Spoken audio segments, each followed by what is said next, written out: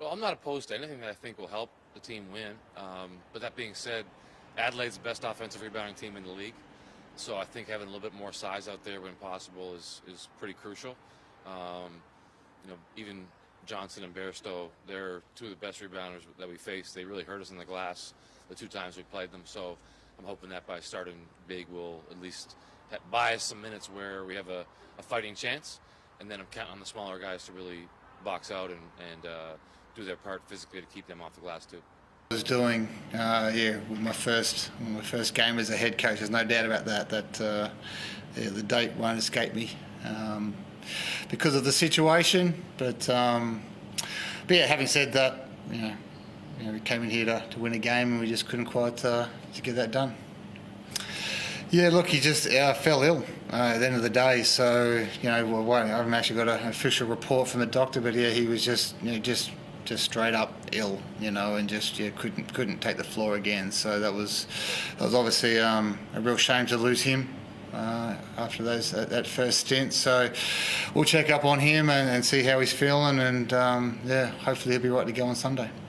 Yeah, look, there's a number of names, a lot of moving parts with that. There's obviously some situations on a global scale that's creating potential players of interest. So yeah, a lot of moving parts with those. A couple of names. So CJ's probably more across that than I am right now, but we definitely got a very short list and a very short time frame to bring someone in. Yeah, look, to be honest, there is a little bit of best available. To be honest, I think we have a number of guys who are quite on the team already who can play quite a utility type of role, move up and down spots on the floor. So really right now it's a little bit of best available. So many options and definitely a decision to be made there. The read, rejected by Sotto.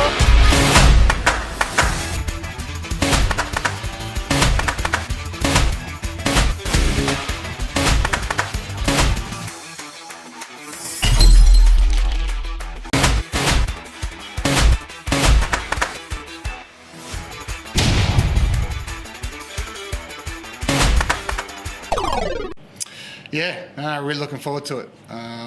Bryce and Vic Law coming into the gym. That's the premier organisation of the NBL for a long time now. So, it's going to be a lot of fun. Looking forward to sitting down with the coaches and coming up with a game plan. And like any game, we really believe we're going to go take care of business. So, definitely looking forward to the challenge again. Oh, great move. Testing out wide. The carrot for Sotto.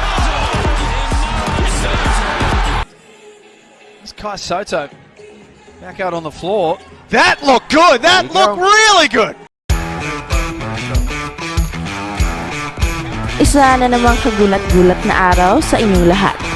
Amid the many postponements and uncertainties, subukan ni Kai Sotto at ng kanyang team na Adelaide 36Ers na pataubin ang napakalakas na team ng Perth Wildcats, isang home game na gaganapin sa Adelaide Entertainment Center. Meron pa rin napakaraming tanong ang lahat if Kai Sotto will really play against Perth Wildcats, and it tampers expectations galing sa mga avid basketball Filipino fans ni Kai Sotto. Some are disappointed and some are losing hope.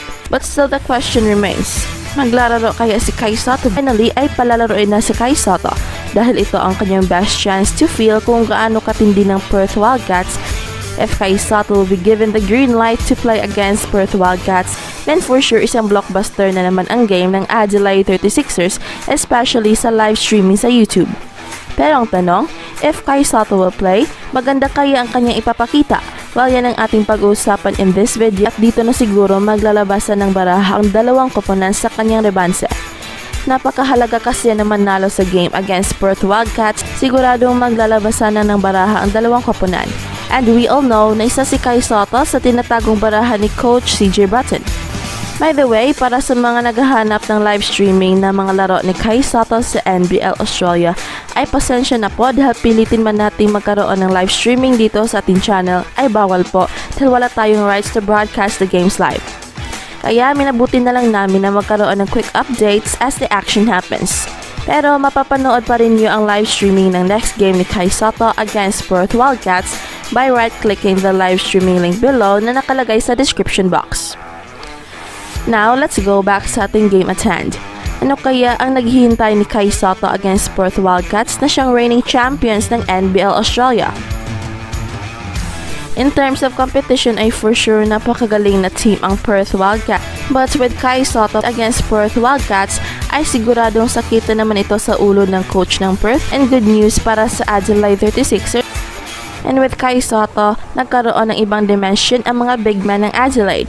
Kai Sotto plays different compared sa playing styles ni Isaac Humphries, Daniel Johnson, and Bairstow dahil ang daming nagagawa ni Kai Sotto sa loob ng basketball court at hindi matatawaran ang kanyang skills at ang kanyang tangkad. At kung tutuusin, tama naman talaga ang plano ng coaching staff. They know better than us kung ano ang best para kay Kai Sotto at sa kanyang basketball career. With the physicality sa NBL, tinulak-tulak na nila si Kai Sotto sa positioning pa lamang. They don't want Kai Sotto to dominate and the only way to neutralize him is to push him away from his comfort zones. Dahil napakaganda rin ng lineup ng Wildcats nang merong at least 3 sentro na sina Magic, Hayes Brown, and Matthew Hodgson. So sa 3 players pa lang na ito ay masusubukan na si Kai Sotto dahil hindi lang napakatangkad ng frontline ng Wildcats kundi napaka-skilled din nila. Iba ang tulakan kapag si Kai Sotto ang kanilang ka-matchup and I truly believe na merong maraming pagkakataon na excessive na ang contact and more than enough to merit a foul. Pero dahil rookie pa lang si Kai Sotto, I don't expect the referees to call a foul unless Kai Sotto is in the scoring position and when he has the ball in his hands. At ito rin ang ating concern against Perth Wildcats na napakalaki ng mga katawan ng 3 big men ng Perth Wildcats at mukhang dihado na naman si Kai Sotto sa pisikalan sa ilalim ng basket. And there is no way for Kai Sotto to dominate the game kung sa ilalim niya kunin ang kanyang mga tira. For now, Kai Sotto and the coaching staff should devise a play for Kai Sotto not in the low post dahil susceptible si Kai Sotto sa mga turnovers sa ngayon dahil hindi pa enough ang kanyang power against full-grown men ng NBL Australia. And it is expected na ibubuli nila si Kai Sotto day in and day out and the only way for Kai Sotto to be effective is to set him up galing sa labas and not letting him post up sa ngayon. Don't get me wrong, it's not about the skills of Kai Sotto sa low post dahil I know pretty well how skilled si Kai Sotto sa ilalim ng basket and I know fully kung gaano ka-insane ang kanyang footwork but all will be useless kapag tinulak na siya ng kanyang mga defenders dahil more often than not ay maiiba talaga ang kanyang tira dahil mawala na si Kai Sotto sa kanyang balance. And unless the referees will call a foul on the defender, ay mahihirapan talaga ang ating idol sa kanyang mga low post plays. Even sa rebounding plays ay napakaganda ng position ni Kai Sotto. Pero sa ngayon ay talagang lugi siya sa power dahil kunting tulak lang sa likod ay hindi na niya makukuha ang rebound dahil outbalance ng kanyang katawan. And considering na napakatangkad ni Kai Sotto, ang mga ganitong scenarios ang ayaw nating makita dahil very dangerous at baka ma-injury si Kai Sotto.